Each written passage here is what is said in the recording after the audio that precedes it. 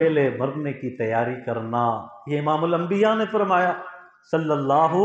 علیہ وسلم۔ فرمایا یہ تیسری صفت بھی کسی کے اندر پائی جائے تو سمجھو اللہ تعالیٰ نے اسے ہدایت دے دی ہے اور اس کے سینے کو اسلام کے لیے کھول دیا ہے، نور ہدایت سے اللہ تعالیٰ نے اس کے دل کو بھر دیا ہے۔ لیکن ہم جائزہ لیں، اس حدیث کی روشنی میں ہم اپنی زندگی کا جائزہ لیں کہ اس دھوکے والے گھر کے ساتھ کتنی محبت ہے۔ دنیا کی بے ثباتی، وَمَا الْحَيَاةُ الدُّنْيَا إِلَّا لَهْوٌ وَلَعِبٌ،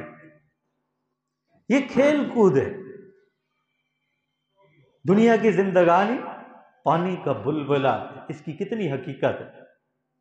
پانی کا ایک قطرہ آسمان سے نیچے زمین پر ٹپکتا ہے، ایک بلبلا اٹھتا ہے، اس بلبلے کی کتنی زندگی ہے، آنن فانن وہ ختم ہو جاتا ہے۔ تو فرمایا کہ بندے تیری زندگی کی مثال بھی یہی ہے، تو پانی کا بلبلا ختم ہونے والا، دنیا دھوکے کا گھر ہے،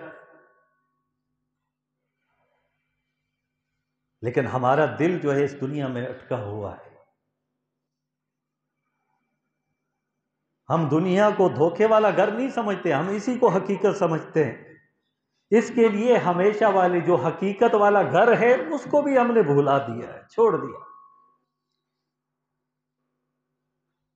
امام الانبیاء فرما رہے ہیں یہ دھوکے کا گھر، اللہ فرما رہے ہیں یہ کھیل کود ہے، چند روزہ زندگی ہے، ختم ہونے والی ہے، لیکن ہم سمجھتے ہیں کہ یہی تو سب کچھ ہے۔ اپنا معیار بنا لو، اسٹیٹس بنا لو، دنیا میں ترقی کر لو، دنیا میں یہ حاصل کر لو وہ کر لو، تمہیں سکون چاہیے تو یہ حاصل کر لو،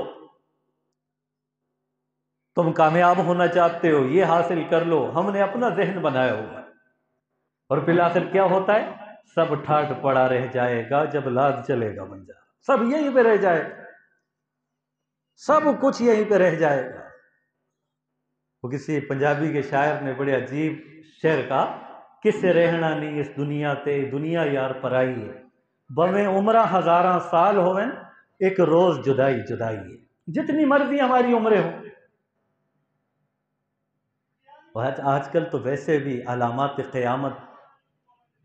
جو نبی علیہ السلام نے بیان فرمائی وہ تو ظاہر ہو رہی ہیں، کثرت سے اموات ہو رہی ہیں، کثرت سے۔ پہلے کیا ہوتا تھا؟ دور کسی جگہ کی خبر آتی تھی فلانا بندہ فلانے گاؤں میں فوت ہوا ہے، ہوتا تھا نا اس، یہاں چہرے سب کے مرجا جاتے تھے، اتنا ادب و احترام ہوتا تھا، کوئی کہتا ٹی وی کی آواز بند کرنا، وہ موت ہوئی ہے فلانے گاؤں، ریڈیو آہستہ آواز میں کرنا، فلاں جگہ میں موت ہوئی ہے،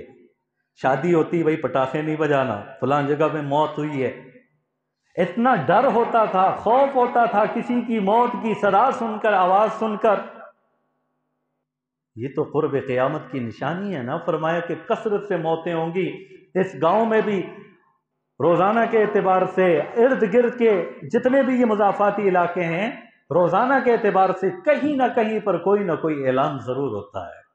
کہ فلانا آدمی ایکسیڈنٹ میں فوت ہو گیا، جوان چلا گیا، بچہ چلا گیا، بزرگ چلا گیا، خاتون چلی گئی، کسی کی ماں چلی گئی، کسی کی بہن فوت ہو گئی، کسی کا بیٹا فوت ہو گیا، کسی کی بیٹی فوت ہو گئی، دادے بھی جا رہے ہیں، نانا بھی جا رہا ہے، بچے بھی جا رہے ہیں، ہر عمر کے لوگ اس دنیا سے جا رہے ہیں، کثرت اموات ہے۔ شہر کی خبر لیجئے، ہزاروں کی تعداد میں لوگوں کے مرنے کی خبر آئے گی، پوری ملکی اعتبار سے آپ جائزہ لیجئے، روزانہ کے اعتبار سے اخباروں کے اندر سرخیوں کی سرخیاں لگی ہوئی ہیں، اور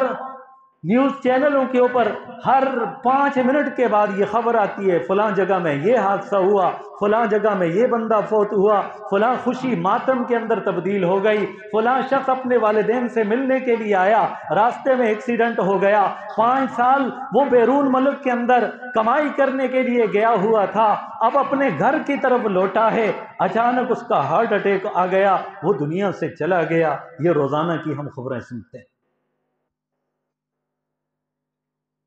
تو اس دھوکے والے گھر کے ساتھ ہم نے دل لگا لیا ہے،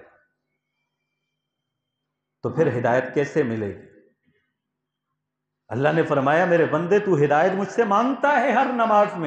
میں تمہیں دوں گا، لیکن میرے محبوب نے جو بیان فرمایا ہے وہ علامتیں تو اپنے اندر پیدا کر، ہدایت تمہیں مل جائے۔ دھوکے والے گھر سے دل نہ لگانا، رہنا ہے، رہیں، کمائیں، کاروبار کریں، اسلام اس چیز سے منع نہیں کرتا،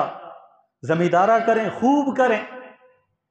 اللہ تعالیٰ نے آپ کو دیا ہے تو خوب دنیا کی ترقی کریں،